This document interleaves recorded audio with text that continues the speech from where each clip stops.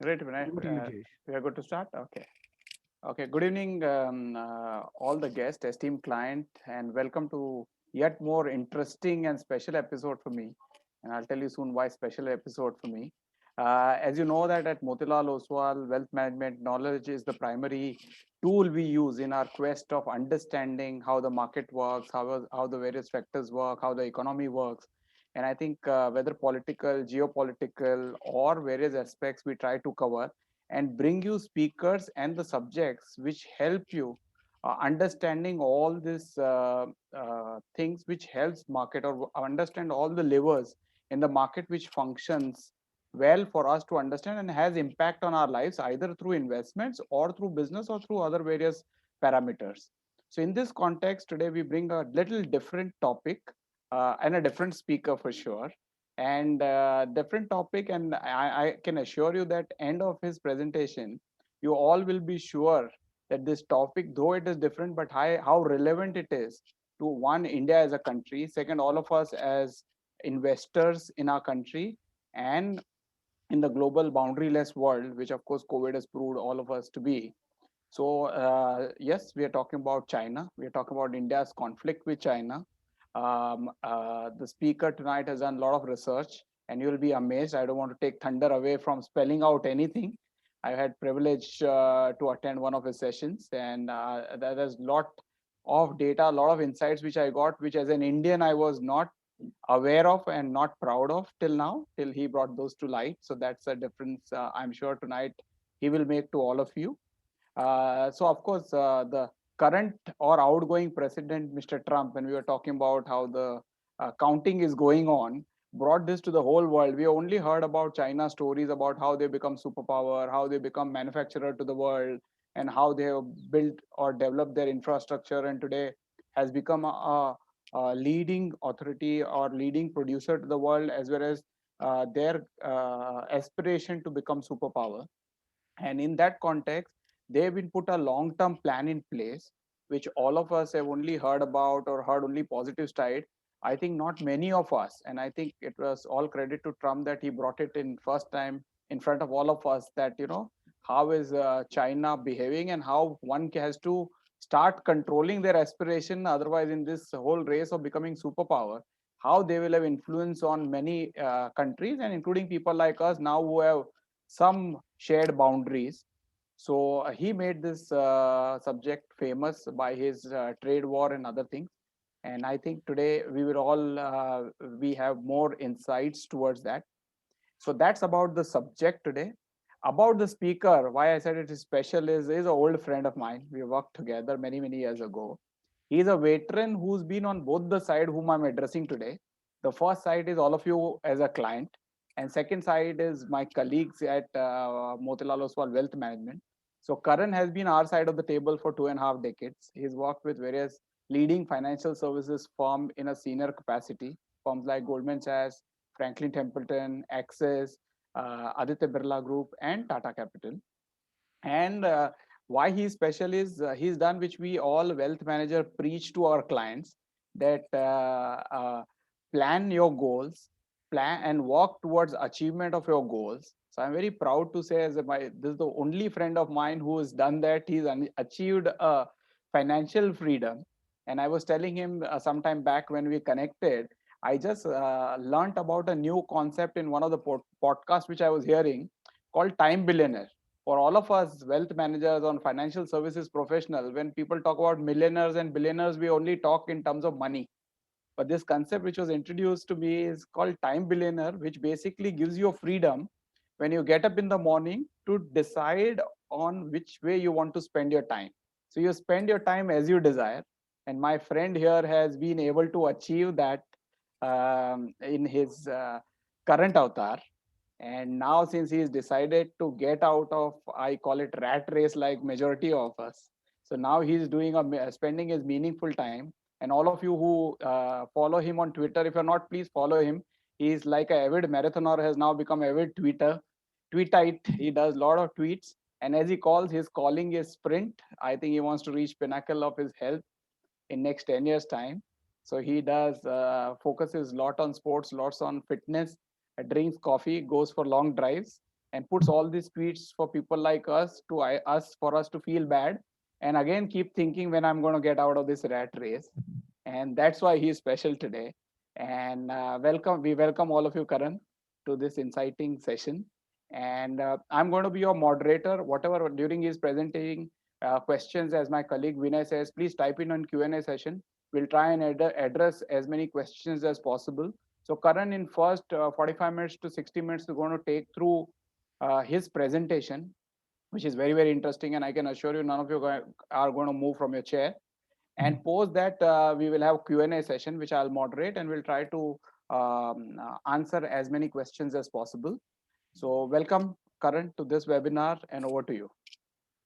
Thanks so much, Jayesh, and to team Motilal Oswal Wealth Management. And just such beautiful words you use for me. And sometimes it's important for me also to realize that it's God's grace that I've been able to, do what I wish to do in life. One of those things that I wish to do is also contribute back to the country. And in this format, I think I'm able to do that. And I'm just so happy that people like firms like Motilal Oswal have taken platforms and have used it to call different kind of speakers rather than the ones which are singularly focused on financial services. So, but the one thing that I've promised everyone on every audience today is a lot of my talk today is about maths, history, geography, and I'll make it very simple. Don't worry about that. But the one thing I promise is that at the end of all of this, it'll all boil down to economics, finance, and power of money. So in that sense, you will not be disappointed because Motilal Oswal, in that, in continuity of its orientation around financial services, while today I'll talk about the Indo-China conflict, but at the end of it, the common thread, the common string around all of this is economics and the power of finance in the discussion. So with that bit of a background, I just want to do one thing. I'm going to be talking to you in two sections. In the first section of my talk, and all my slides in the first section are about the past, a bit of our past. And in that sense, I want to drive home the point that the conflict that you see today has not manifested itself just today. It's been in existence since the time of our independence. So I'm going to cover that and the economic reasons for that. And in the second section of my talk, I'll kind of decipher why is it that there's a conflict on our heads today. So two separate sections, but again, the common thread is economics, which you may not see as I speak about it because of the slides and the maps, etc.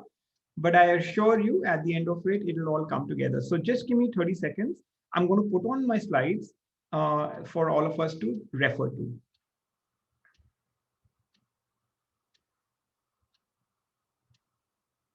And what I would just want is a quick confirmation from either Jayesh or Vinay on the call that you can see my slides, you can see my pointer move around.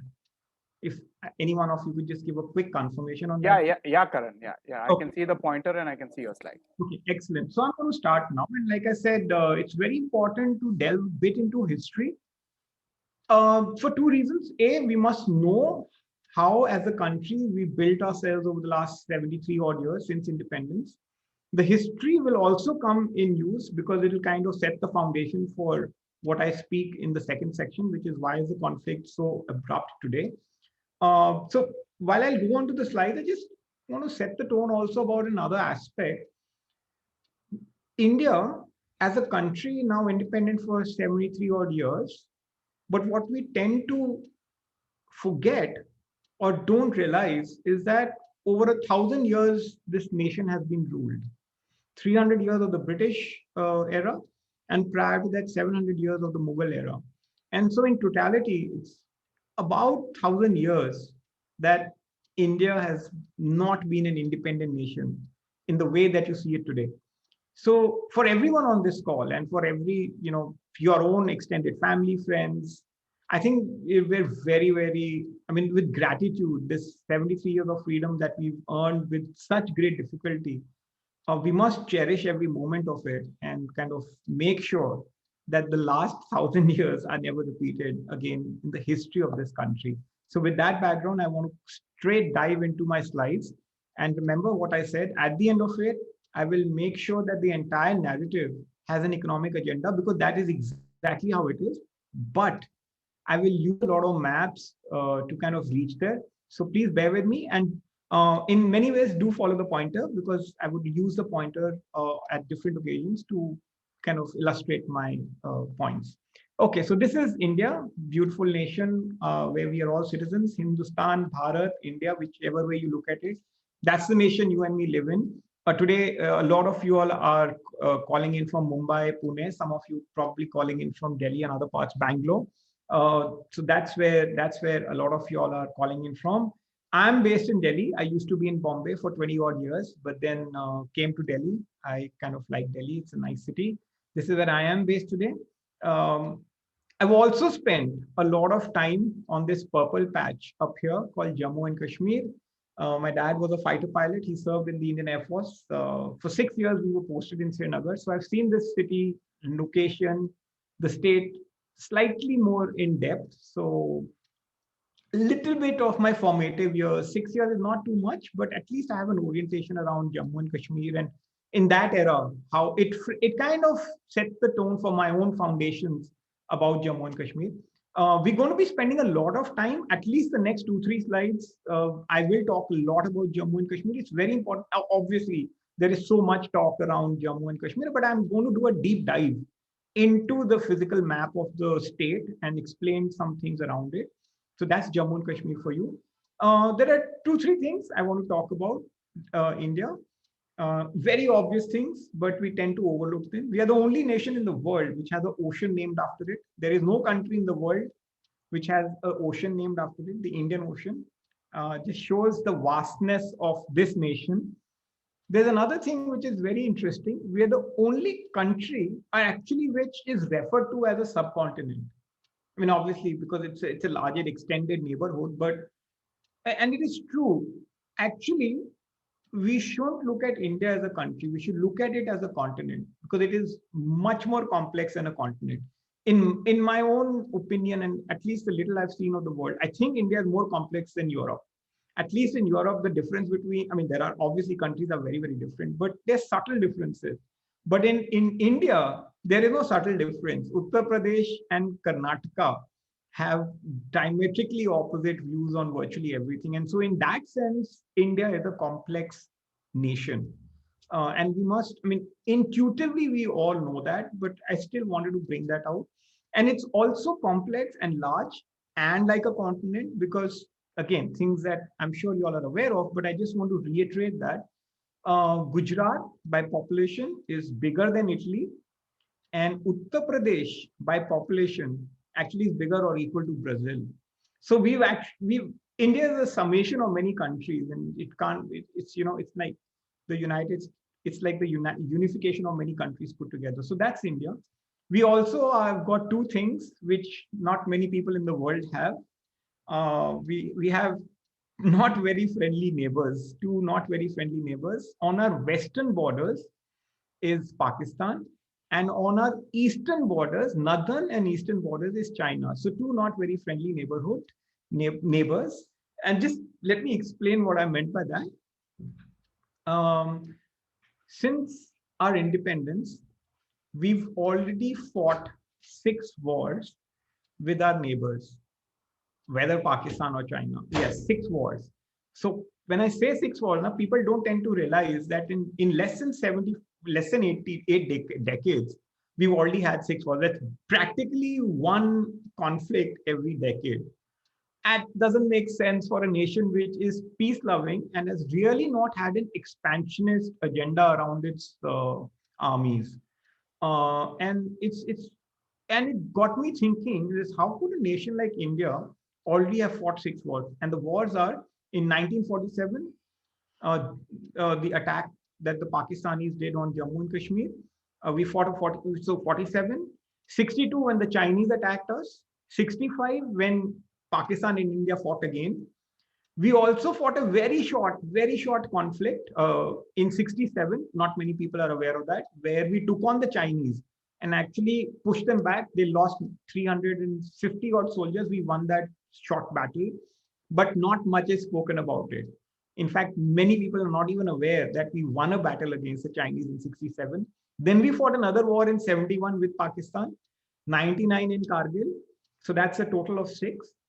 But the one that you tend to forget almost inevitably is that we fight one war every day, a battle every day, which is at Siachen. And the Indian Army has been on Siachen.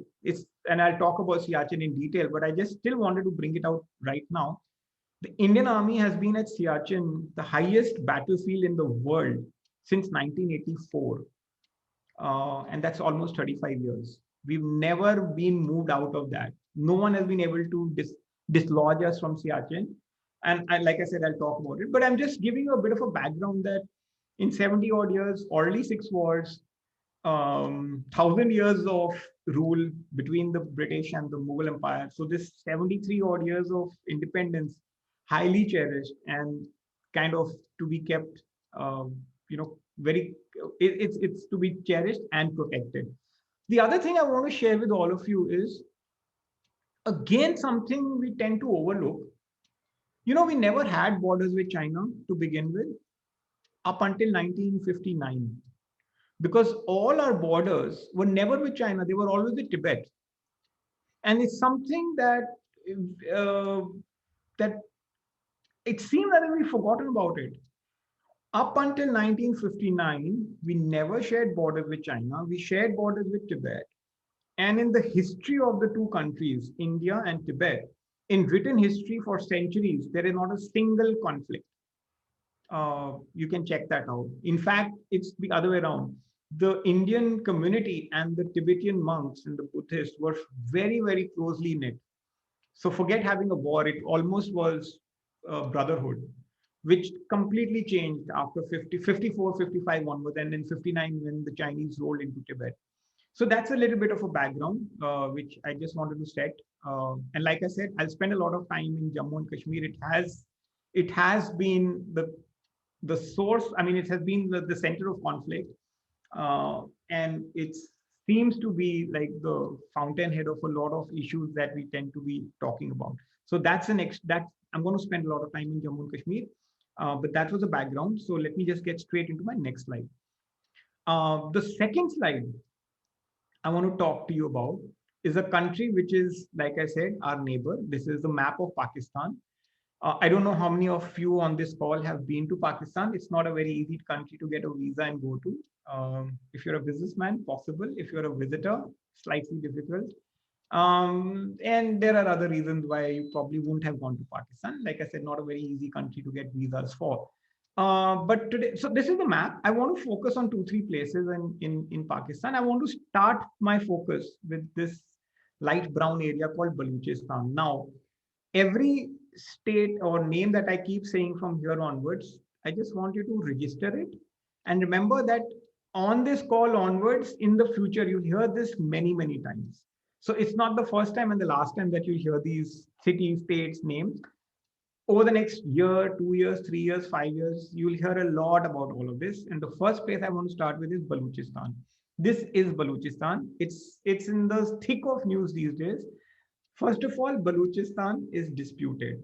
It disputed as in the Baluchis have never considered themselves an integral part of Pakistan. Just by way of history, let me share this with you. At the time of independence in 1947, Balochistan was never supposed to be part of Pakistan. I won't get into the details as to why it got subsumed into Pakistan. That's for another discussion altogether. But Balochistan was never supposed to be part of Pakistan. And so until date, they've never integrated into the mainstream philosophy of how Pakistan is run. The other state adjoining Balochistan is Sindh. That's the light pink one. This is where my pointer is. So you can see Balochistan and Sindh. That's pretty much 50% of Pakistan if you look at the land size. Even Sindh is disputed. And you don't need to go too far back in history, 10 or 15, I think 2 weeks ago, and the entire Sindh police network, starting from the director general down to all the police officers in each police station, went on forced leave as a form of revolt or rebellion, mini rebellion, and the army had to be called in to man the police posts. So it just happened literally 2 weeks ago. Both Baluchistan and Sindh are disputed areas in Pakistan, and this is not getting quelled. This is just a start. You'll hear a lot about it in the years to come, and there are reasons for it. But I wanted to do two things. One, show you how big those land sizes are. They're like for as compared to the rest of the nation, it's almost 50% in size. The other thing is Baluchistan actually shares its borders with two countries, with Afghanistan and Iran. So strategically very important, and it is mineral rich. So in that sense, it's quite important for let's say for Pakistan or for any country. Baluchistan is quite important because A, mineral rich, B, strategically located, etc., etc. But like I said, disputed. Let me come to other parts of Pakistan. This is Punjab, this whitish part that you see, that's the heart of Pakistan. And very often I call it like all the Musharrafs, the Bajwas, the Sharifs, and virtually who's who and who runs Pakistan comes from Punjab. The bureaucracy, the military, the businessmen. Actually, Punjab is like the heart of Pakistan. It's the largest contributor to its thought process and to its philosophy and ideology. So much so that it seems as if the Punjabi Pakistanis run all of Pakistan. But that's the white this is Punjab. But I wanted to focus on Lahore today, just for a fraction of a second. This is Lahore, and this is Amritsar. So by the time I move my pointer in like this distance between Lahore and Amritsar is about 80 kilometers at the max. I think 60, maybe 80. Outerest is like 100 odd kilometers. So if someone took off in his fighter pilot from Amritsar, he'll be in Lahore in less than 4 minutes. That's how close they are. I just wanted to show you on the map Lahore and Amritsar. So many commonalities: food, language, color, clothing, etc. But that's where it ends, because the Punjabi Pakistan, like I said, runs the establishment. I want to go up a little bit, see the yellow part. This is the Northwest Frontier Province, which not in a very bad way, but I call it like the Wild West, the Texas of Pakistan. यहाँ पे gun का राज चलता है. So pretty much the Haqqani network and a lot of, I won't say it's the hotbed of terrorism. No, that's not what I meant. It's the hotbed of terrorism, which is anti-Pakistan. So the Pakistani army fights a lot of its internal terror issues in the NFWP, which is where they tend to do a lot of operations. But the piece I want to talk about more is this purple patch. In this map, I mean, if you look at the pointer, it's called Northern Areas. In this map, it's the political map of Pakistan. But this is called Gilgit-Baltistan. Look at this pointer. And if you see in the pointer, you can see one likha hua hai Gilgit. This purple patch and this purple patch, they look very similar. This part, this one and this one. They look very similar, and they're similar because they're the same parts. And so some political map has got it wrong. Both countries can't be showing this purple patch in their respective location. Someone got it wrong, or both are showing it. And so I'm going to spend time. कि ये purple patch क्या है? Obviously, this is POK. This is Pakistan occupied Kashmir, and which is what gets me to the first point I made. I'm going to spend a little bit extra time today on Jammu and Kashmir. It's important to know the lay of the land, who runs what for now, and second, what is the economic implication of all of this and what's going on. So let me spend now time on Jammu and Kashmir as far as who runs what for now. Okay, I'm going to leave this map on for 10 seconds. This is the ground position for today, as in like as we speak. At least ये आज का situation है. It's obviously built over decades, but I'm going to leave this map for 10 seconds, absorb it, and then I'll share with you details around it.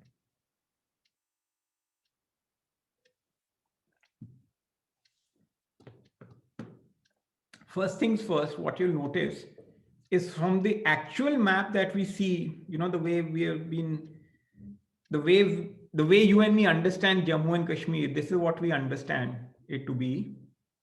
But reality is a little different, because this entire green part legally belongs to India. And again, for lack of time, I'm not going to go into tremendous amount of detail, but legally it belongs to India. not controlled yet by India. And so this massive green part that you see right now is Pakistan occupied Kashmir. And this is referred to as Gilgit Baltistan. There is a tremendous amount of, there's history as to why Gilgit Baltistan went into Pakistan. Um, Today is not the time to discuss it. It is a separate story, fascinating story of how the British actually did that. But I don't want to spend time there. I wanted to show you how big that piece is.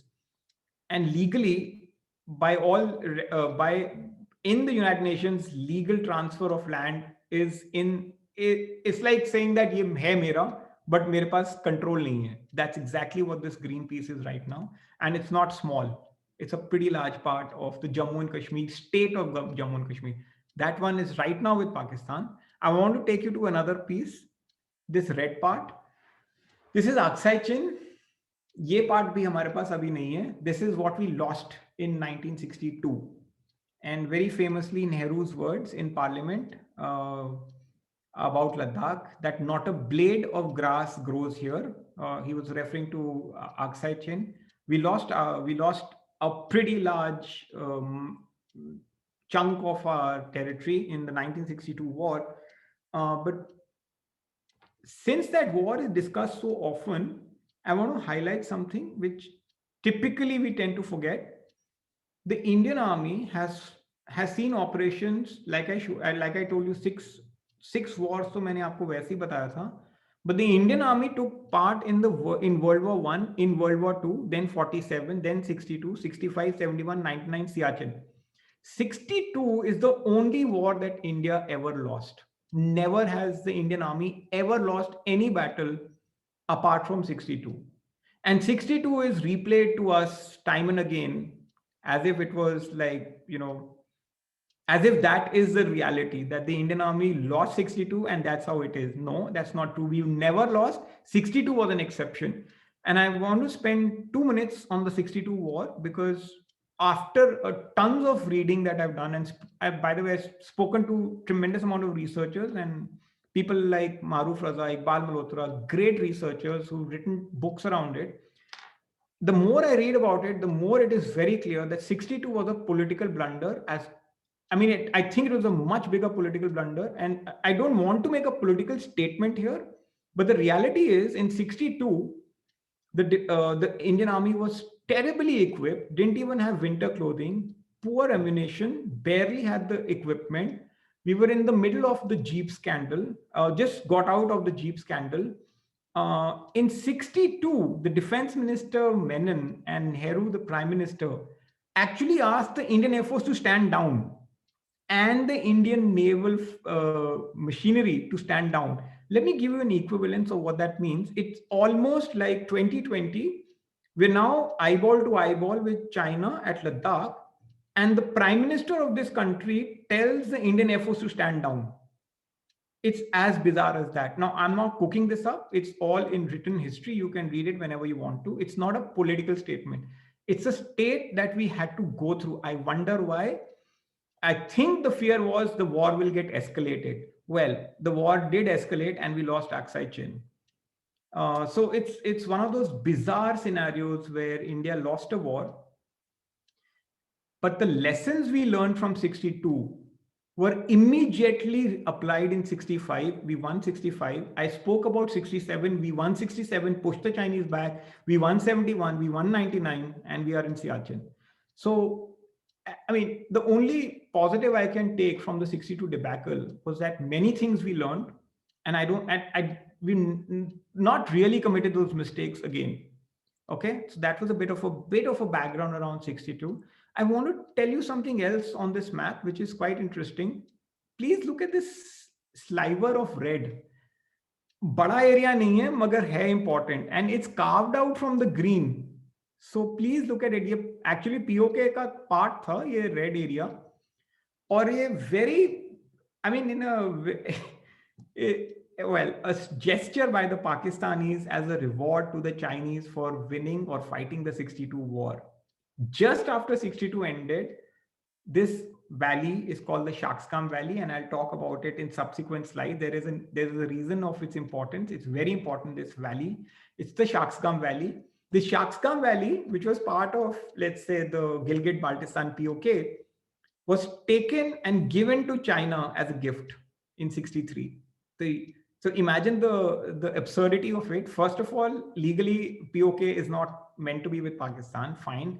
On top of it, you take something illegally occupied and you give that as a gift to another nation. That's how bizarre things were.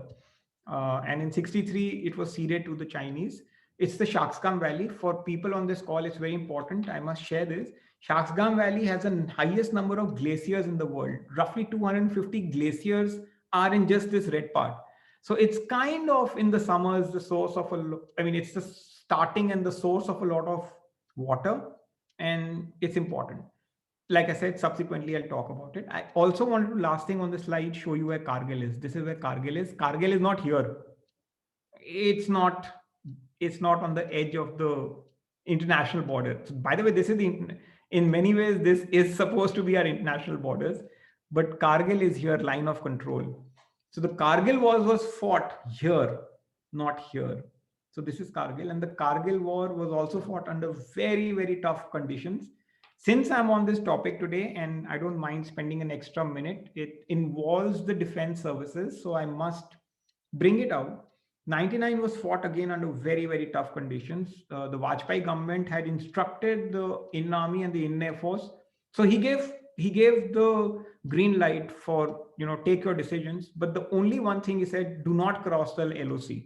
So the guidance and the instructions were, you do what you want to, but you cannot cross the LOC. And so the Indian Air Force had to use very, very smart ammunition, the Mirage 2000, very specific missiles, etc. And so did the Indian Army. I want to share something with you, which is something that as Indians we should know, be proud of, is that roughly we lost 1,600 soldiers in the Kargil war, everything put together. Obviously, we won back every peak at the highest cost. 1,600 soldiers is a lot. But the officer to soldier casualty was the highest in this battle, which basically meant for this ratio is generally low because it's the soldiers who go out and kind of take the bullets first. But in this battle, the officer to soldier ratio was the highest in amongst any battle fought in the world, which basically means that the officers led by example. And that is true. That's kind of a true testament to how the Indian Army has built itself over decades. And it came out very strongly in the Kargil war. So this is a bit of Jammu and Kashmir. I'm going to take one more slide on Jammu and Kashmir to get more details so that it just sets the agenda. Next time anyone talks to you about Siachen or Shaksgam Valley, at least there's an immediate click and you can figure out what that discussion is all about. I'm going to quickly take you to one last slide on Jammu and Kashmir and take you straight to Siachen. Please look at the pointer. That's the light gray area. First, 2-3 things I want to talk about Siachen. This is a triangle. If you notice, it's a triangle. And the triangle shares borders with Pakistan occupied Kashmir, Shaksgam Valley, which is now with China. So Siachen, now if you look at it, it's strategically very important and it's at a height. It's higher than Shaksgam and it's at 20,000 feet that our soldiers battle Siachen. Let me give you some detail around what 20,000 feet means. When you fly in an aircraft and the captain makes an announcement कि आज हम 30,000 feet की ऊंचाई पे we are flying 30,000 feet, the temperature outside is minus 50 degrees. So when you fly at 30,000 and the temperature outside is minus 50. I'm sure everyone who's on this call has heard the pilot say that. And now imagine that your soldiers are stationed at 20,000 feet, barely 10,000 feet lower. And let me share this all with you. The temperature is minus 35 degrees and can go up to minus 50 as well. Now, humanly, it's impossible to withstand minus 35. And we've been doing that for 35 long years. That's how, that's how the armies put it all together and not ceded an inch out there in Siachen for 35 long years. And the reason why we are there is because this 20,000 feet ka height gives us oversight on Shaksgam Valley, and on Gilgit-Baltistan, the POK border, etc. So keeping Siachen where genuinely nothing will ever grow at minus 30, nothing can grow. It's only glaciers and etc. and whatever, steep mountains, only ice. It's not for what grows out there, but it's for controlling heights with which you can have oversight. And the oversight is on Shaksgam. Shaksgam is actually the entry into Karakorum. And I'll talk about it in a little later. But this is the importance of Siachen, and we've been occupying those heights since 84, not given it up. Um, I'm going to just shift focus, come to the yellow dot, the big yellow dot out here. This is Daulat Beg Oldi. Daulat Beg Oldi is the highest airport ever built by anyone anywhere in the world. So Siachen is the highest battleground in the world, and Daulat Beg Oldi is the highest airport, Indian Air Force airport, airfield ever in the world. It's like the highest there also. This was operationalized about a few years ago. And now we have Globemaster, C-17s, IL-76. The heavy machinery of the Indian Air Force lands at Daulat Beg Oldi. Uh, this is considered to be two things: the skill of the pilots and the engineering feat that the Indian Army and the Air Force was able to build an airport there. I don't think there's any other airfield that high anywhere in the world. And the reason it's important is, if you look at Siachen, soldiers at Siachen don't die because of bullets. They die because of the weather. And so logistics becomes the reason. Logistics in any war is critical. If you don't get your water, your food, your tents, your clothing, everything is about logistics. If you don't get it on time, and if the turnaround is not quick, actually the soldiers, the mortality rate can be very, very sharp, which is where the Daulat Beg Oldi has come into picture. That infrastructure of an airport has helped connect Siachen with the rest of the country, with the rest of Ladakh. Not just that, literally till about, I think, in the last 2-3 years, a highway connecting connecting Daulat Beg Oldi Airport through into Ladakh, this dotted line has also come up. And this has come up very recently in the last 2 years. Now, can you just see that Siachen we occupy? We built an airport at Daulat Beg Oldi. Not just that, the Indian Army has now built a highway which runs right through Galwan Valley and connects back into Ladakh. And now please start seeing how that kind of circles back with the Chinese. The highway has come up, the airport has come up, and in many ways, the Chinese feel threatened that the Indian diaspora, the Indian political wing and the military wing is busy building infrastructure in many ways so as to make sure that it's well protected. That's really irked the Chinese, at least. So it's not the fundamental reason of the conflict, but it's starting to irk the Chinese that we're busy building highways and infrastructure and upgrading our airports. And it runs right through Galwan Valley. Galwan, I want to talk about today for a sec. It's the place where we had the conflict in on the night of June, May 29th. I'm sorry, I may have got the date wrong, but the night of May this year, where we lost 20 soldiers right here at Galwan Valley, as soon as just under where the highway passes. In my opinion, and after talking to many people, that night was the change of the narrative. When we lost 20 soldiers, the retaliation on that very night was so severe and so unexpected by the Chinese that they, till date, have not acknowledged losses at their end. And I want to share with everyone that an army, if it cannot even acknowledge that it has had a loss, its ability to bear losses is questioned. And here is the Indian Army. When there were 20 soldiers who died, each of them honored, and each of those families were kind of obviously addressed. And all of those 20 soldiers came from all parts of the country. But on that very night, 2 hours later, the retaliatory effort really, really hit the Chinese very hard. They definitely did not expect such a massive pushback. And in my opinion, it's really changed the way the perception around India. In fact, you can easily call it that kind of was the changing, it kind of was the marking of a new way in which we are viewed. And it's a very very important part which we all must take into account. So I'm just going to leave it here with the fact that Siachen heights 20,000 minus 40 minus 35 manned for the last 35 years, not given away. Daulat by Goldie Airport, massive amount of transport aircrafts land there. We've also built a highway which passes through the Galwan Valley, and this has all come up in the last 2 3 years, and it's now operationalized. So this is a bit of the lay of the land.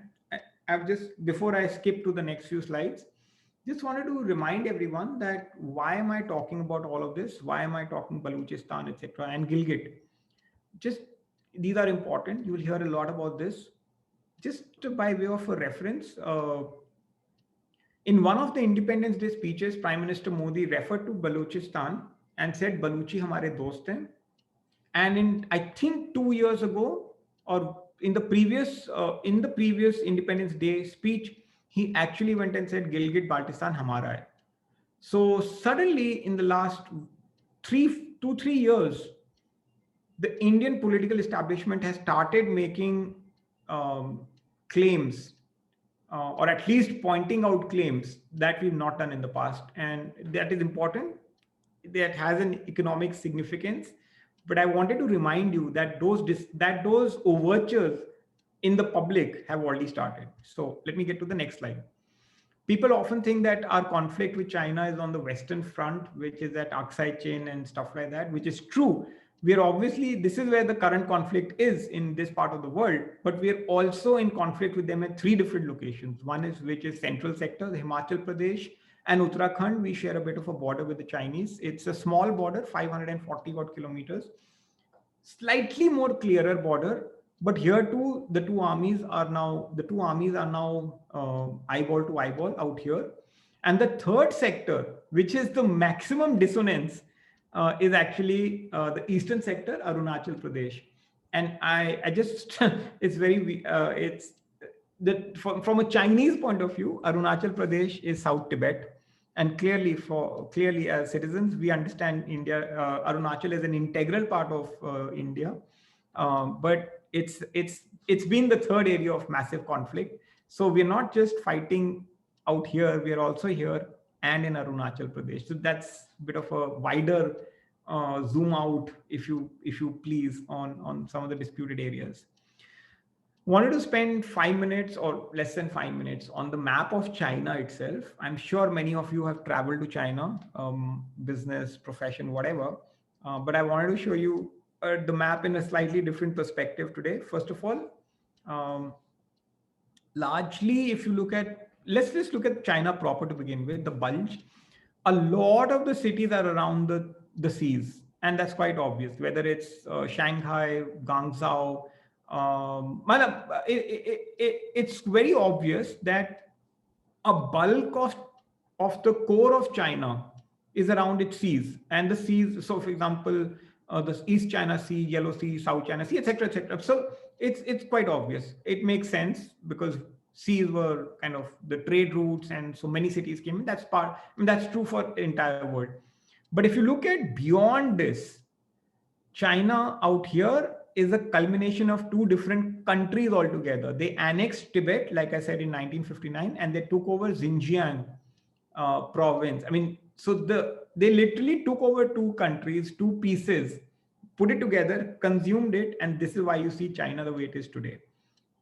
And so, in many ways, it's a mergers and acquisitions of three different pieces put together, which is what you see as China today. And just to remind you all over again, up until 1959, we didn't share a border with the Chinese. So this is it. This map is also important to share with everyone that China has issues with roughly 18 countries simultaneously right now. 18. It's not a small number. South Korea, they have panga with. Japan, they're forever, having issues with.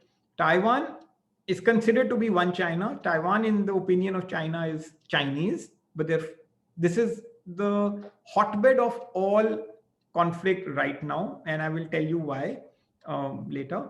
So this is Taiwan. There's tremendous amount of action happening in Hong Kong. The Chinese are at loggerheads with Vietnam. The Chinese are fighting with Indonesia, Philippines. So the list is endless. It's 18 countries and of course India.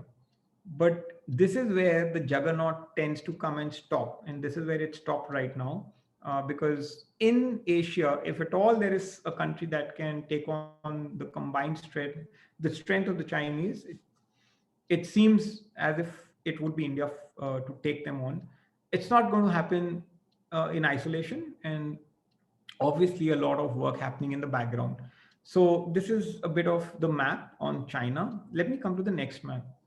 Many times people ask me, "ये तुमने map उल्टा लगा दिया है by mistake?" No, this is not a mistake. This is how it was, and I picked it up when I wanted to show everyone that reality of life is 60% of the globe is water and 40% is land, which is true for us also.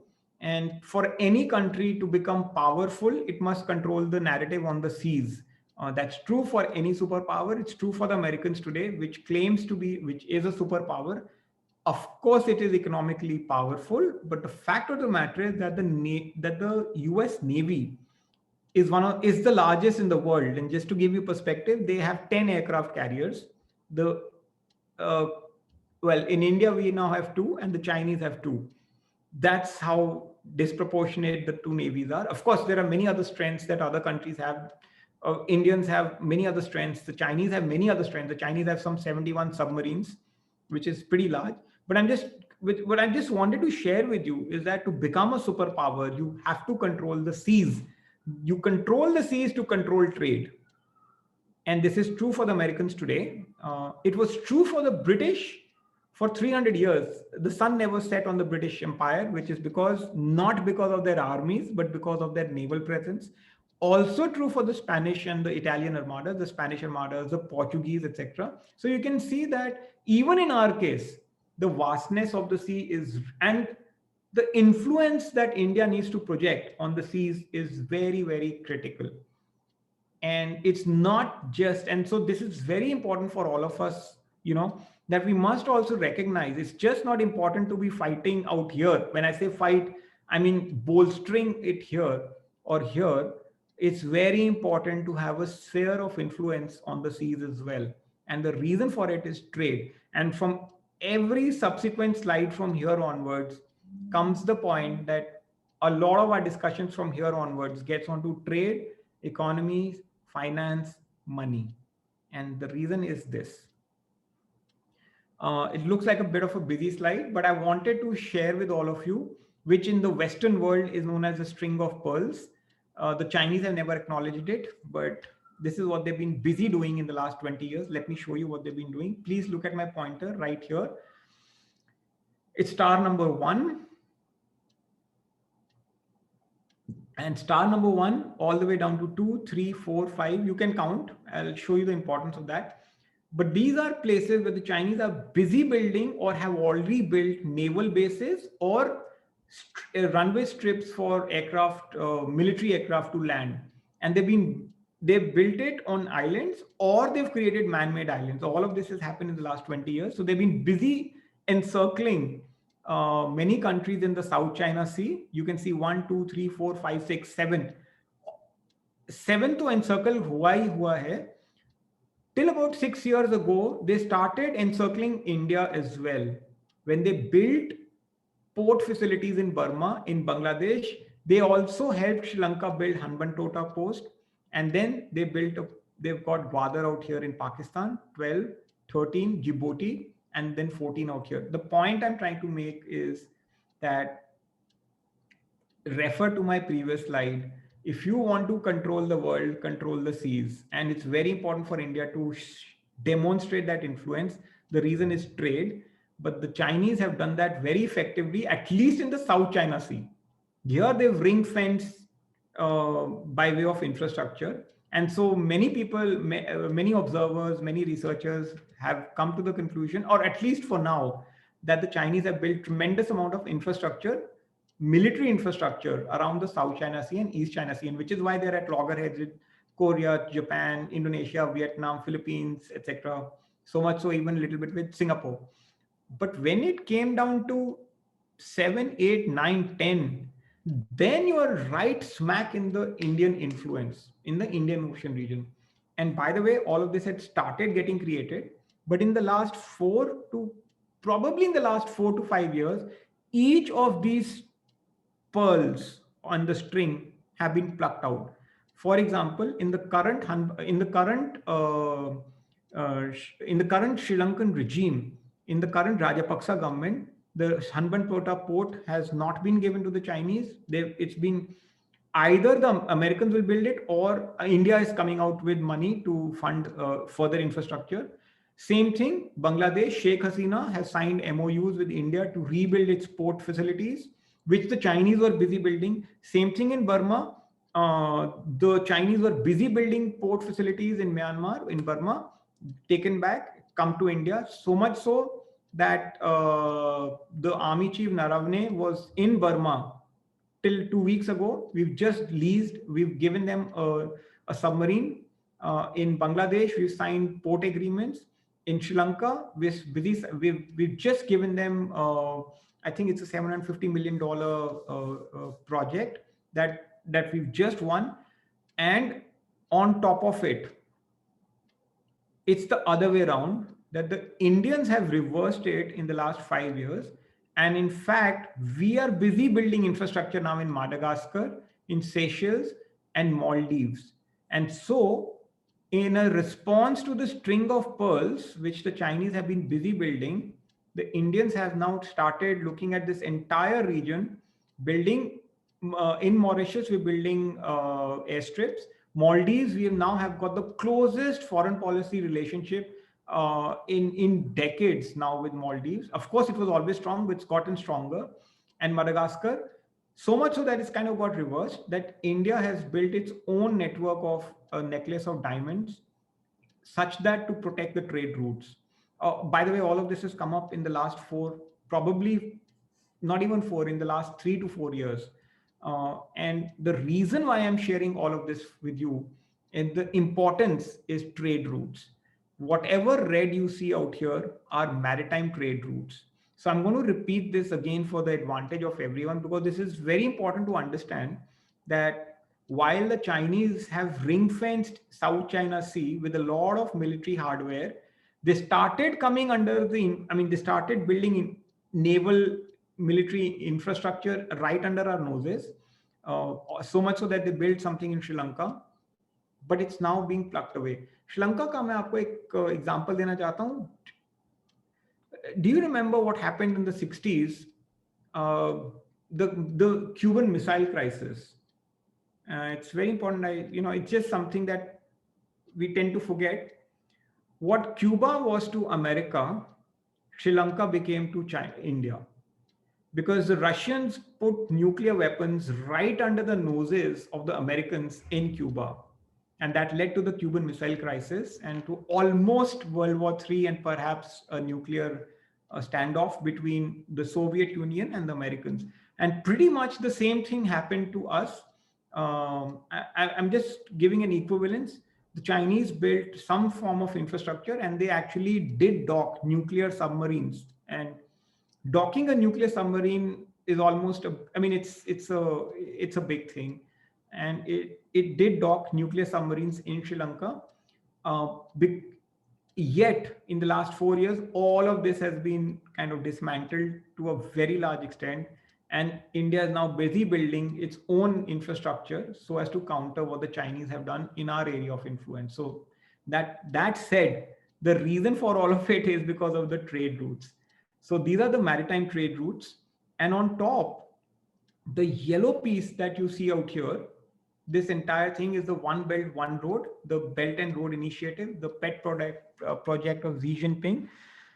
170 odd countries, I think, are signatories to the One Belt, One Road, barring India. India has not signed the One Belt, One Road, and the reason is simple, because the OBOR, the BRI, passes through Gilgit, Baltistan, Kashgar, Shaksgam. And please remember, all three owned legally are legally Indian land, currently not, we don't kind of administratively run that. So if we had signed as a signatory to OBOR, what we would have actually acknowledged is that that land is not ours. So that's the second thing that's kind of, irked the Chinese. The first one was that we are busy building infrastructure on the border areas. Second, we didn't sign the OBOR. Third, the RCEP, which is the agreement, trade agreements, where the Chinese were running the RCEP. You must read about the RCEP agreement. We were on the verge of signing RCEP, pulled back, did not sign. So there is a culmination of two, three things that even India is now kind of pushing back, and you can see that it's just not that the Chinese are kind of making noise. There's a certain pushback coming in from the Indians as well. But I wanted to highlight routes, trade routes, land routes.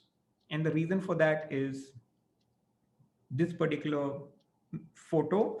It'll give you an idea of why I'm explaining it in such detail. Now we get smack into the economic angle of the whole discussion. I'm not sure if there are, on this call, I see there are around 250 odd attendees. I'm not sure if anyone on this call is got a merchant navy background or a naval background.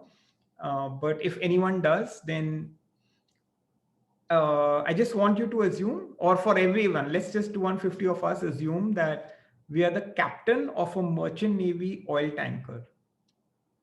And now I just want you to visualize that you are the captain of this massive oil tanker, and your job is to get oil from, you take your oil tanker out from Shanghai, and you've got to go all the way to the Middle East in Kuwait, and this is your Google map. So for a minute now, all of us are oil tanker captains. This is our trade route. If we take our Google Maps out, we'll realize that this is the trade route we pass through. We pass through the South China Sea, we pass Vietnam, we get into Malaysia. And this area, what you see, is called the Malacca Straits. The Malacca Straits, you can actually see that there is virtually no gap. At the widest points, it's only 2 kilometers wide. 70% of global trade passes through this area, Malacca Strait. Sometimes for a ship to pass through, it can take 10 days. It's the mother of all traffic jams on planet Earth, at least for the ships. In Bombay terms, if you want to know what that is, it's like Lower Parel Ka Bridge, which is under construction, and there are monsoons. So that can take literally 3 hours to cross. So this is the mother of all traffic jams. And so it's a nightmare for merchant navy captains. Then you pass through that, up you get out from there somehow, and then you suddenly come into the Indian Ocean region. And when I say you come into the Indian Ocean region, you basically start coming into the influence of the Indian Navy. And you pass that, get into the Arabian Sea, get into Kuwait, make your journey back. Again, you come through the Indian Ocean region, get stuck in Malacca Straits, go back. That's the route you would take for oil. Slightly arduous route, slightly longish, not very comfortable. In the event of a conflict with India, there's also a chance that this can be blocked out. Not just there's a chance that the Indian Navy could block out oil tankers from Indian Ocean region, and they have the influence to block it out in Malacca Straits as well. And I'm just giving you something very hypothetical. These are gamings that happen all the time, and it's not as if the Chinese don't know it. They're probably preparing for it. You can get blocked out here, you can get blocked out here. So what is the alternative? And the reason they had to find an alternative, what if you don't do all this, get stuck twice, and find another alternative route? Don't do the red line, find a green line. What's the green line? You get the oil from Kuwait, get it to a port called Gwadar. Gwadar is in Balochistan. Remember my second slide on Pakistan? Balochistan ka ek port hai Gwadar. Get the oil down. Why don't we build infrastructure, highway, pipeline, and all the way from Gwadar right through Pakistan, end it here at a place called Gilgit-Baltistan, Kashgar, and then transport the oil not through sea but through land. Everything that I'm talking to you right now is not fantasy, it's real. The green line is up, almost up and running. $50 billion are being spent on the green line. It's called the China-Pakistan Economic Corridor.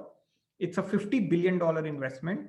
So instead of doing the red line, The Chinese want to do the green line. Problem is on the green line that the start, which is Gwadar, and the end, all of it is disputed. Baluchistan is disputed, Gilgit is disputed, Baltistan is disputed, Kashgar is disputed, Shaksgam is disputed, but the Chinese have invested $50 billion there. And now I want to show you logistically what that means. If you take the sea route, which is what most of the trade is all about, you take the sea route, it's a 13,000 kilometer distance. But if you take this land route, it comes 13 comes down to 2,000. And so please remember 13,000 kilometers come down to 2,000. More importantly, the travel time, 45 days comes down to 10 days. And now for everyone on this call, you are running your own business. Now, no longer are you the merchant navy captain. You are like the owner of your big business. You are the owner of a business empire, which I think many of you are. Just visualize this now, that someone's come up with this brilliant plan which drops your logistics costs by 1/3, right? So if your goods material was to travel for 13,000 kilometers, now it can travel to by 2, and what took 45 days will now take 10. Won't you be the happiest person because someone's just brilliantly cut down your costs? Only problem is that the start and the end are in a bit of a disputed area. And now my question to all of you is that at what cost will you protect this investment? You made the investment of $50 billion knowing fully well that disputed area hai. At what cost will you? But the thing is, your savings and your revenues are going to kind of $50 billion will end up resulting in a $500 billion revenue over 7 years. What cost will you save or protect? At what cost will you protect your investment? The answer is at any cost. And that gets me to the fundamental point. What you see in Kashmir is not as much religious, political, as much as it is about economics, because the Chinese have kept us so busy handling Kashmir that for 70 years or for a majority of our time, we've not even questioned about Baluchistan, we've not questioned Gilgit, we've not questioned Baltistan, we've not said Shaksgam Wapis Karo Kashgar. It's just such a brilliant model of keeping Indians engaged in Kashmir that we don't ask for what is rightfully ours, and the Chinese have built infrastructure on it. And the thing is, it's an investment of $50 billion with an expected return of $500 billion over the next 7 years. And in every word and conversation of over the last 1 hour, you would have noticed one thing, that I've gone through 15 slides, maybe 20, I've lost count. Not once, barring one slide, did I use the word Pakistan. And you and me and everyone on this call has always thought of Pakistan as enemy number one. In my humble, honest, little opinion, actually Pakistan is an inconsequential, immaterial, irrelevant country for which India never needed to, or at least now I realize we never needed to peg ourselves with that nation, because it was always about China. And now the thing that now what has happened is, even in our conversations in the last 6-8 months, what you would have noticed, it's no longer about Indo-Pak. That conversation has died. It's actually Indo-China. So in many ways, I'm happy that our conversation has shifted. Now we are playing with the big boys. And remember, for 70 years, this Indo-Pak had kind of kept us. The word I want to use, it was like a mill around our necks, and then we were struggling dealing with this irrelevant nation simply because it was the elephant in the room was always China. At least that's come out well in the open. And I'm not sure if some of you are aware of this or not, but Karachi Stock Exchange is 40% ownership is Chinese. Gilgit Baltistan, the entire population diaspora is changing. It's almost looking as if it's going to become, in the next 10 years, the population will shift towards becoming Chinese. So Pakistan's no longer a country. It's just the 24th province of China. And what you see in Kashmir is actually about hard economics. Now it's changing because suddenly the Indian establishment is beginning to ask tough questions. That's definitely irking the Chinese. And so this was the first section I wanted to talk about, that it's largely about money, not so much about which land, what hill, etc. Um, and I'm just so this is the first section. It's a bit of a background of uh, how over decades we've been kept engaged in a state that it didn't allow Indians to ask the right questions. But what has happened today in the last 10 months that suddenly we are at, ऐसा क्या हो गया कि अभी इतना लड़ाई का माहौल बन गया है. Something has happened in the last 10 months that it's become reasonably, I mean, something different has happened. And what I'm going to do over the next 10 minutes is very quickly share with all of you what has happened now. It's very important to understand आज की date में what the conflict is about. So this is a bit of a history. The future is this. The current conflict actually is not about land. It's water. There's a reason for it. It's water wars. Anyway, we knew that there are, I mean, a lot of speakers have spoken about water wars and a lot of research has gone into it. But this current conflict is definitely a lot to do with water. Okay, first I must give some credits. What I'm going to share with all of you in the first few slides may sound like a bit of a James Bond movie because it appears like a James Bond movie, and partly well, that's the way it is, but it's real. And the second is I must give credit to one particular gentleman, a person called Iqbal Chand Malhotra, who's a great researcher on China. He's the one, after hearing him out, reading his books, the first part I've kind of, what I'm going to share with you is come from a lot of research. I've heard him out. Please read his new book. It's called Red Fear. It's a brilliant compilation of our history with China over the decades. It's brilliantly written. It's brand new book. Something I would recommend to all of you. So that's as far as some of the next few slides are concerned. It's not about land, it's about water. And here comes my version of the James Bond movie to prove that it's about water. Let's go on that. This is a photo of the USS Zumwalt. It's a very sophisticated destroyer. It's the highest costing destroyer that the Americans have ever built. आप अगर उसका photo से ही देख लीजिए that it looks stealth technology, stealth. I mean, it's just got every hardware that is required to build this kind of technology. And it's $3 billion, super machine, and शक्ल से ही दिख रहा है. Unfortunately, what happened is that the most expensive destroyer in the history of the US Navy, it went in for sea trials, and as it was passing the Panama Canal, it broke down. And I'm going to use very simple language because that's the easiest way to explain this. It broke down doesn't mean it broke into two pieces. It just stalled. The jet propulsion system of the USS Gumbold came to a halt. Bizarre, but it happened. Let me go to another photo. Same thing 3 days before. Same thing. UK Navy's sophisticated destroyer called HMS Duncan. So the previous one was US, the next one was HMS Duncan, goes out of the seaport at Bath and it suffers a jet propulsion failure. Well, it doesn't happen. It doesn't happen like that. These are tremendous. This is military hardware. It doesn't fail. It's definitely not jet propulsion failure. Let me give you an example of what I meant. There's a backup to a backup to a backup. Even when you fly in an aircraft, there's a backup. There are three multiple backups. That is in a civil aviation aircraft. For a military hardware equipment, which is so sophisticated, jet propulsion failure back to back within 2 days, two different navies, two different structures, not possible till you came under attack. And the attack was not a missile, it was not a bomb, it was not a kinetic battle as we understand it to be in normal language. It was an electromagnetic pulse, EMP. The attack was an EMP, and EMP is a high burst of energy.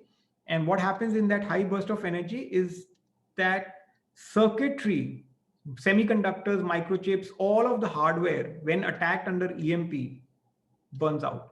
And I'm again, just for the purpose of time and simplicity, I'm going to keep it very basic and simple, that an EMP attack is what crippled both HMS Duncan and Zumwalt just during sea trial. And they both were sitting ducks in the middle of in the middle of the seas, and they didn't need to be shot down. They didn't need to, have cruise missiles and guided missiles and all of that. They just got attacked by a high burst of energy.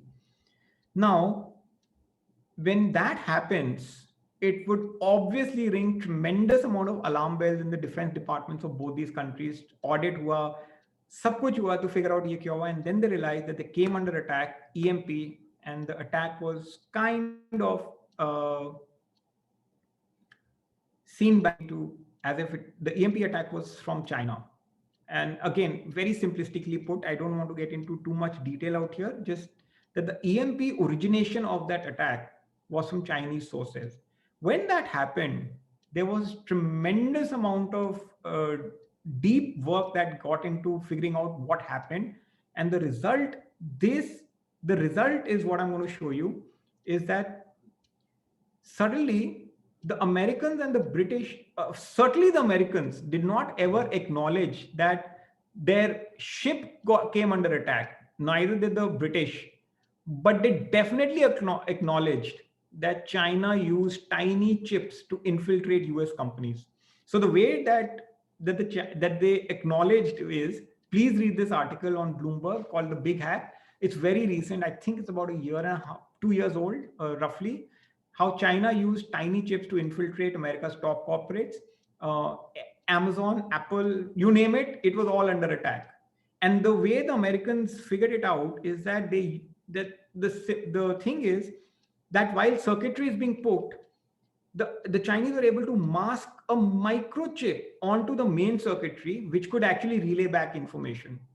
And so, in many ways, corporate America was under attack, which is what the Americans acknowledged, but they never acknowledged. I mean, of course, it's very difficult to acknowledge that the Defense Department came under attack, but that too did happen.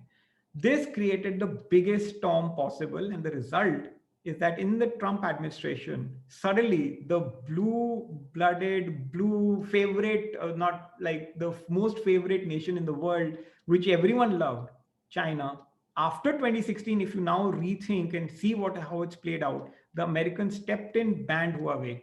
Till 2 years ago, everything was perfect, no major issues. Suddenly, after 2016, 2017, all hell broke loose.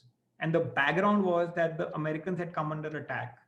Uh, and the retaliation in the last few years has been the Americans banned Huawei and ZTE. Just for everyone's knowledge, Huawei is the front for the Chinese government. Well, that's in the sense it's funding its programs. It kind of fronts the government's agenda.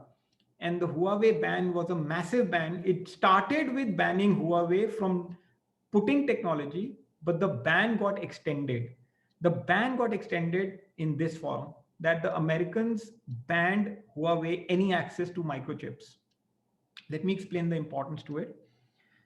If you look at any form of technology, uh, microchips is at the forefront of everything, whether it's the laptop you are on right now, or the phone that you're going to use, or on the washing machine in very simplistic terms, or on a drone that could be hovering over Ladakh right now, or in a F-35 that the Americans use, or a JS-20 that the Chinese use. Anything and everything has super built semiconductors and microchips. Now, when the Huawei ban came in, initially Huawei was banned in putting projects, 5G projects was the start. What has happened is that Americans, by way of their influence over the world and by certain acts, have banned any form of sales of microchips and sophisticated microchips to Huawei. It's the biggest, most crippling step that the Americans have taken, because the future is about semiconductors and the future is trade wars on semiconductors. Because by 2030, the Chinese wanted to establish supremacy in technology. The future is algo, and to compute, you need 5nm technology on 5G, on microchips. Only 3 countries in the world produce such sophisticated microchips: Americans, Japanese, and 90% of the world's sophisticated microchips are made by Taiwan. And the reason that Taiwan is now almost under attack is because the Taiwanese have stopped supplying semiconductors and sophisticated semiconductors to China. Let me explain to you what that means. It basically means that the Chinese import in 2017, the Chinese imported roughly 220, $230 billion worth of microchips. In 2020, that's $300 billion. 90% of Chinese microchip requirements is imported. They've only built capacity for 10% in house. 60% of all global microchips goes to China. That's how big the requirement is, which basically means that in in the opinion of many researchers, there is an existential crisis for the Chinese. Two things are happening simultaneously right now, and this you can read. It's open source. You can read about it. $1.5 trillion worth of 5G rollout across 90 countries of Huawei is now under threat. $1.5 trillion. The last bastions to fall and to say no to Huawei was Germany about a week ago, Denmark three days ago, Sweden, I think again 3 days ago. Sweden, Denmark, Germany were the last three big European countries. They've said no. The rest of the world has anyways said no. Starting with the Americans, we have said no. The British have said no. The Australians have said no. The Japanese have said no. The New Zealanders have said no. That's how big the ban is. And for China, it's even worse because not only 5G technology rollout is now under threat, Huawei has declared that they don't have microchips for making mobile phones. Uh, they only have capacity for 1 more month. So in many ways, it is an existential crisis. 10% they can build, 90% outsourced. Now, what that basically means is that China doesn't have sources for very sophisticated semiconductors and microchips, which is at the heart of the future of world domination. Because 10 years from now, 8 years from now, the wars will be fought on algorithms, the war will be fought on communication, the war will be fought on how interconnected the services are. And if you don't get access to that sophisticated levels of microchips, you cannot build it out. And in many ways, the Chinese have figured it out. And the thing is that while they've spent $150 billion in research and in building out foundries, it cannot substitute what they import. And one of the big reasons for it is you need tremendous amount of fresh water to make microchips, and certainly very sophisticated microchips. It requires 10,000 liters to make one nano chip. 10,000 liters of access to fresh water. Fresh water is not some simple, this is not fresh water. It's clean water. Fresh water it starts with starts with clean water, treated multiple times such that it becomes fresh. The process is fresh water and sand is used together to clean microchips and wafers, etc., etc., etc. And the Chinese need unrestricted access to waters and sand so that they can restart building microchips. And where is the fresh water? Right here in parts of Ladakh, in parts of Aksai Chin, in Gilgit Baltistan. It's the source, which is Indus, Satluj, and this tributaries, which is the Shok River. Remember, the Shok River is where the bodies of the 20 soldiers fell. When the valley, in Galwan Valley, when the fight happened, they actually, it's said that Colonel Santosh Babu fell inside the Shok River and that's how he died. And that's right at the edge of where Galwan Valley's highway has been built. Because what has happened is that the Chinese are now busy building dams, reservoirs, and tunnels. $8 billion worth of two dams are being built over the Indus with Pakistan, and such that you have tremendous amount of reservoir capacity, and they're actually also tunneling water away. You must read about it. It's fascinating how the Chinese are building dams, and India is busy building infrastructure to protect it. So suddenly the Chinese have banged into the Chinese Indian infrastructure, which is actually threatening the use or the presence for fresh water. So what you see is finger 1, 2, 3, 8, 9, helmet top, ye top, wo top. That's just a marker that the deeper fight is for access to water, and this time it's an existential crisis. And in many ways, what has happened is this: that India is busy constructing 65 strategic roads. All of this has happened in the last 6 years. Projects that started 20 years ago have actually got completed now. Last being the Atal Tunnel, which connects all the way from Ladakh to Manali. It cuts down travel time. A strategic road is where you can move heavy equipment, tanks, artillery, men. And the last one is the Atal Tunnel. And you can see this is the chart I first showed you, that connection from Daulat Bay, Goldi Town to Ladakh passes through Aksai Chain, completely, what's the word for it? It threatens the Chinese access to water. And what I want to end with is that we are in the middle of new wars. There is cyber war. Australians came under cyber attack. There is an electromagnetic EMP war, which the Americans face that. This war is not for land, it's for water. This is pure economics, not politics. There's a trade war. And finally, it's algorithm war with 5N technology, semiconductors, to decide who will run the future of the world. Microchips is the new oil. And to build that technology, the Chinese need massive amount of access to water. The water sits on our heads, is right here, and they'll do anything to get access to it, which is why we're in the middle of a conflict right now. Many times, the first question I'm asked is, are we at war? My answer is a big yes. The war, if at all, will start in Taiwan, because I wanted to touch on that. Remember this slide of mine? The Taiwanese have said no access to China for semiconductors. So what the Chinese are saying is, if they don't get semiconductors and microchips, they don't want the world to get it. Hence, they don't want the Americans to get it. Almost the scorched earth policy. मतलब अगर मेरे को नहीं मिलेगा तो I will not let you have it as well. There's a big chance that there will be a conflict that starts actually in Taiwan, which is why the Americans have 3 battle carrier groups, 3 aircraft carrier groups. Let me give you perspective. That's 3 aircraft carrier groups means roughly 250 aircrafts and 72 warships already in the Taiwanese straits, just protecting Taiwan. That's how serious the matter is in Taiwan. If at all there is going to be a conflict, which is already seems to have started, it'll start in the origination will be Taiwan, will finally end up being on our land, which is Ladakh. And I just want to end by saying microchip seems to be the new oil.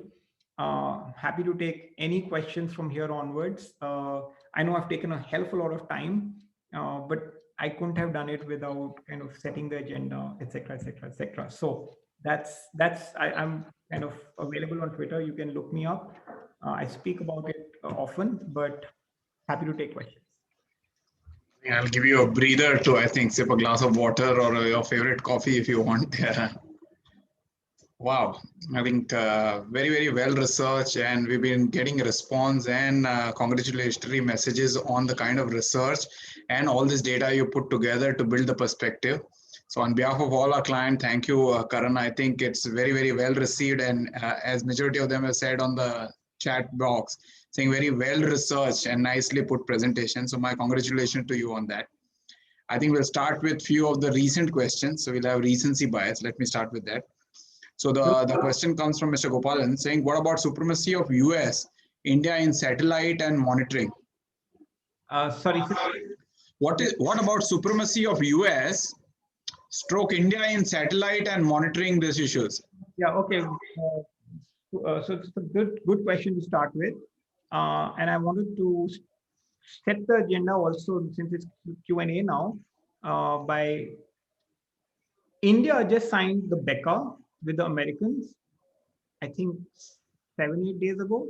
The defense department, the defense minister and their foreign state of Secretary of State, both were in India. They signed that agreement with Rajnath Singh and with Jaishankar. India now has signed BECA and has access to satellite imagery of the highest level with the Americans. It is something that we never had access to. To build it, it was another 25, 30 years. And with the BECA, we now have access of the highest levels. I would leave that there, because that question in itself can be answered by saying that in one agreement, which has actually taken decades, we now have access that we never had earlier. A satellite technology, by the way. I think there are a lot of questions about the book which you mentioned. So maybe for the benefit of all our listeners, the name of the book which you mentioned during your talk. It's called Red Fear. It's called Red Fear by one of my favorite authors, Iqbal Chand Malhotra. Look it up on Amazon. Pick it up from a bookstore. It's brilliant. Okay, there's another question. With this, you spoke about water and a fresh water, and the question there is, how does Taiwan get access to this? Do you think they have a Yeah, ample yeah. amount? Asked this question multiple times. There are two rivers. There are two rivers which flow through Taiwan. That has tremendous amount of fresh water, and they built this reservoirs. Not just that. That's not the only thing. It's not as if Taiwan builds everything on its own land. They've actually got factories. Netherlands is the other country which has tremendous amount of capacity to build microchips. So Taiwan TSMC is the single largest foundry, but they also have other countries where they build this infrastructure. But there are two specific rivers that run through Taiwan on which these foundries have been built.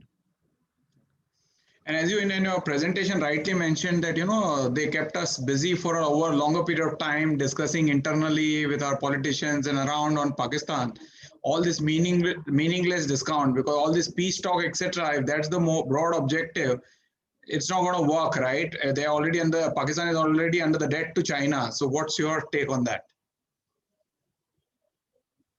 Pakistan, yeah. So I actually just suddenly my own view around that has changed.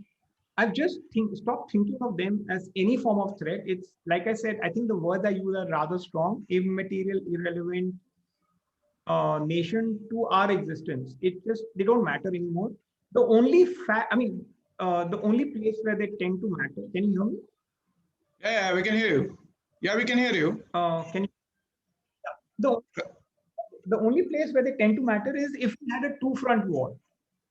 Then of course we'll have to deal with them. But remember, it's not as if the Indian army and the Indian defense establishment will suddenly wake up one day and say, "Oh God, we have a two-front war." They've war gamed this for decades now. It's not two-front war. We'll actually have a two and a half front war. We'll have Pakistan on one side, China on one side, and we'll have internal insurgency in Kashmir. So it's actually a two and a half war front. That's the only time when they become important. So there are a lot of question queuing up with as like me with the recency effect. People wanting to know your view with this U.S. president's change, U.S. president election, and if there is any change. Uh, what do you think? How will this matter for us, and especially this which you spoke about the chip part of it? Uh, it's an important point, but too much has happened in the last 4 years. It's gone too far out, so much so even Biden, in his own presidential speeches, had to actually take on the Chinese. So I'm just again I'm answering it in very simplistic terms. America is way too complex for me to even understand what's going on. But this particular aspect has gone too far out. The enemy number one seems to be now China, not just for us, but for the world, specifically so for the Americans. For any president to reverse it, it's almost impossible. You can have relaxation in your tone, but it cannot be reversal of direction. That it seems is very, very clear. Also, I just want to make a point, Jayesh. Many people ask me, will it turn the tide when it comes to American and India relationship? The answer is actually no, because we are being busy signing agreements in the last few years, which we not signed. But with the Chinese action, they've literally forced us to take sides now. And we've started signing Composa, we signed Becca, we signed many, many defense agreements in the last few years with the Americans. That relationship could not have got solidified if it did not have the tacit approval of the Republicans and the Democrats. You don't sign those agreements if it's not across the aisles and across the Senate. Interesting. And I think, as you rightly said, pointed out with defense also, all this Rafale flying non-stop for so many hours and India receiving delivery, I think that's also set towards strengthening our military base, right? Oh, absolutely. So please remember one thing. I just want to make this point very clear to every person on the call.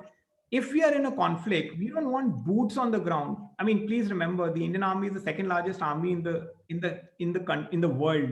We're not looking for boots on the ground. We are good enough to take care of ourselves. What are we looking for? We are looking for access to technology, access to satellite imagery, access to uh, ammunition and arms that we need at that point in time. And all of those agreements seem to be now in place.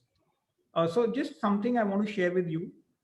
Look at the foreign policy of late. We are busy signing agreements with the Americans. We're also getting help from the Russians by way of S-400 missiles. We're getting drone technology from the Israelis. We've got the Quad. Not many people on this have asked me about the Quad. The Quad is the coming together of Australia, Japan, America, and India to protect the South China Sea. As we speak today, we are doing naval exercises with these four countries right in the middle of the South China Sea. And UAE and Saudi Arabia are busy giving highest civilian awards to the prime minister of this country.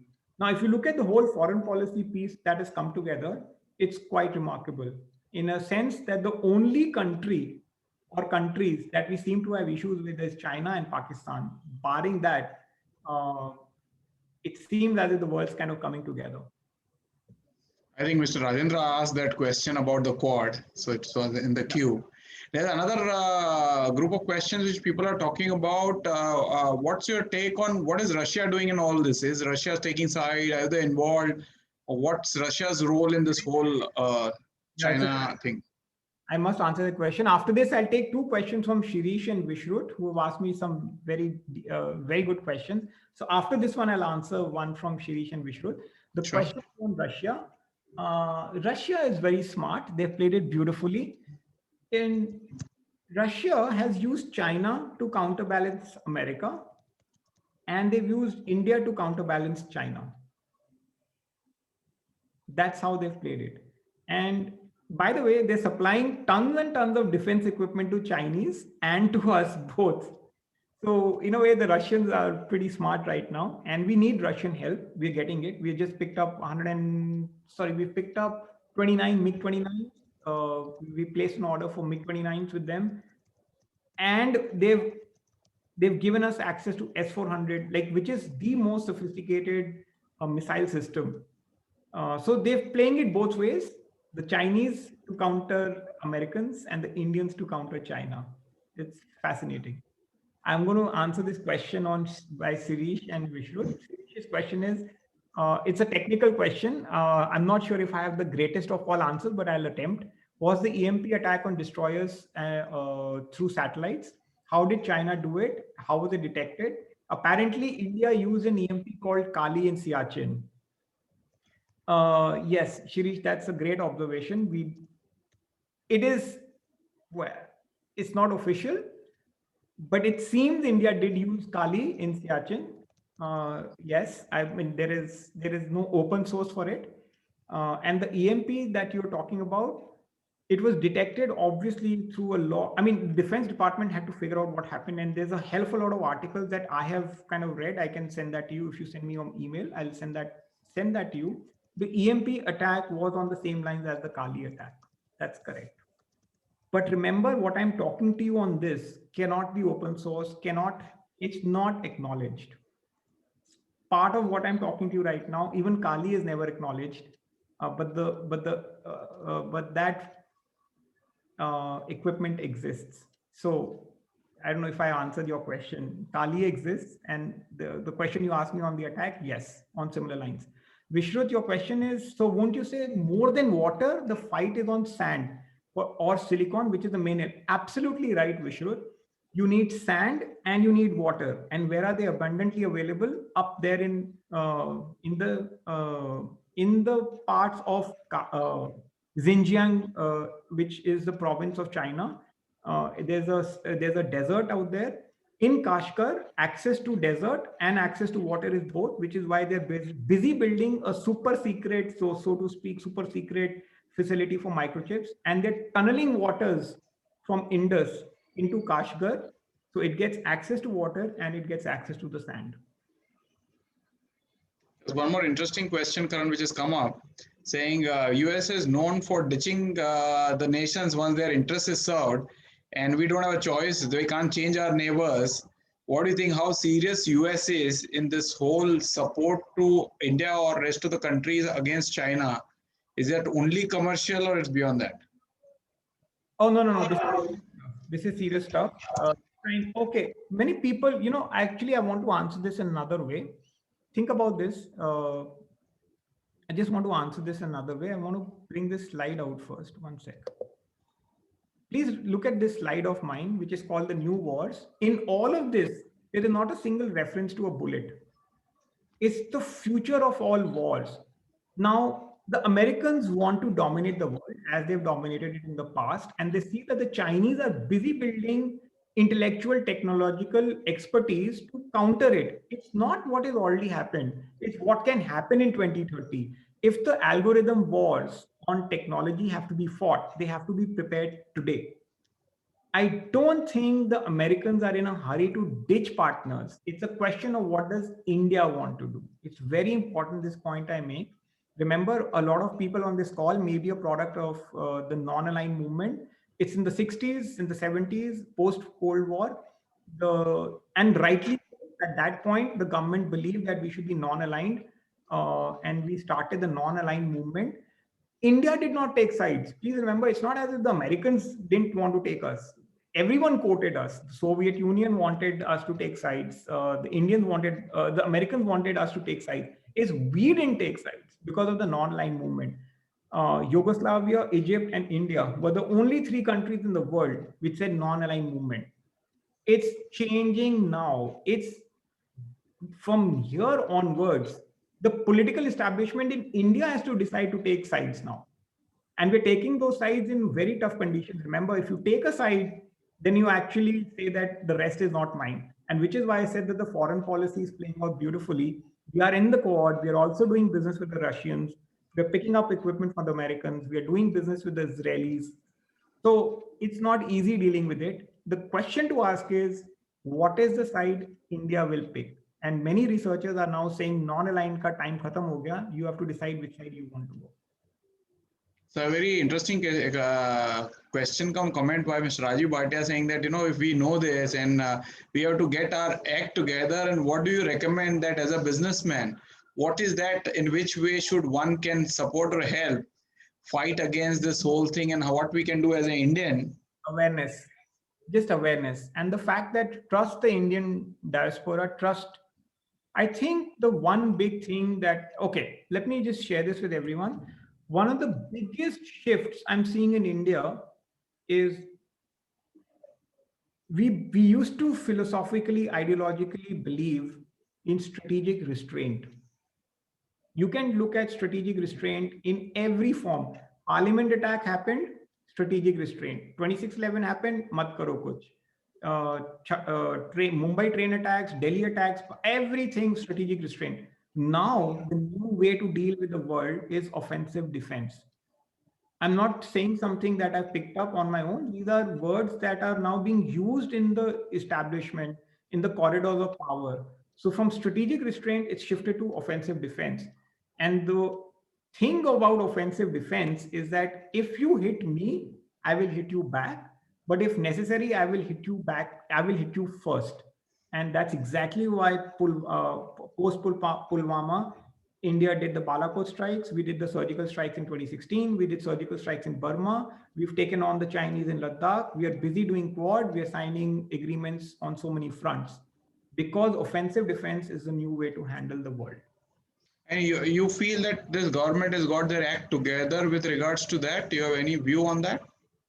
It's personally, I think yes. Lots there is work to be done, but see, remember, it's only 6 years, and we've had a 70-year history on philosophies. For 70 years, that work perhaps didn't work, but like I showed you on 62 war, why didn't the Indian Air Force get activated? No one has answers to that. I just think we're on the right track. We're building the capacity and the muscle to take on and to kind of make our presence felt. Has everything come perfectly well? Obviously not. But I always believe that the direction is right, distance aa jayega. So I'm going to wrap up with last two questions. One very interesting question, which is hit the mailbox by Mr. Jayakumar Gopalan, saying any views on reducing oil dependency and shift to battery, where China is buying up resources like precious metals. Would China be able to become self-reliant and his dependency on oil will come down? And by the way of battery, will it again create one more power or a kind of powerful arsenal in his own bag? India under Prime Minister Modi has become the second largest क्या कहते हैं, user of solar energy. That solar technology is as a replacement of future oil. India is now the second largest user of solar technology. In fact, in Ahmedabad or in parts of Gujarat, there are hundreds of kilometers of solar cells where they've been put to harness solar energy. I think that's the first step. If you look at our work around electric vehicles, not electric vehicles, that in itself, and all of this will change once the electric batteries become cheaper. So I would think India will become at the forefront of using solar energy, electric vehicles. It may just take a little bit of time, but the dependence on oil will come down. Mr. Rangarajan has echoed what you said just now, saying Mr. Ajit Doval used offensive defense in his latest interviews. Yeah. That's so feedback for us. I won't say something that has not been picked up in open. Rajiv has a very good question. Rajiv Bhatia, very simple two-line question. What is India's strategy on Balochistan? We have been active trying to break it away from Pakistan. Rajiv, that is why I said you will hear about Balochistan a lot more in the coming few months and years. This is where the action has just started. Okay. I think we have covered up quite a bit of questions. Any particular question, Karan, you like, which you want to take it up? Oh, for me, questions are the best part because it just interact much more. No, I think I just want everyone to feel safer. And this is nothing to do with the pandemic. It's just in the last 6 years, there's a whole section that I do on terrorism. Those slides are there with me, but I'm not, this is not the time to do the slides because we spent a lot of time already. I just want everyone to know that in the last 6 years, there's not a single terror attack on a civilian or in a state or in a city that India has faced. Between 94 and 2014, we faced 6,024 terror attacks. That's one a day. And in the last 6 years, not even one. So something is starting to change in the country. We're starting to look stronger, better prepared. And all of this doesn't show up overnight. And as my job is to bring this out to the world, your job is to do your manufacturing, build the capacity for Indians to kind of, use your products. You do your stuff, be more aware and trust the establishment. I think we're on the right track. That's my closing comment. Great, Karan. I think it was, as I mentioned earlier, very, very inciting, very, very exciting, insightful, well-researched and well-presented data presentation. A lot of insight. As I said, I learned so many things which I was not aware. So thank you very much on behalf of all of us here at Motilal Oswal and our client. And to all our clients, thank you very much for attending and encouraging us to bring more and more such sessions for you. Thank you, everyone. Stay safe. Good night. Thank you. Good night and Jai Hind. Bye-bye.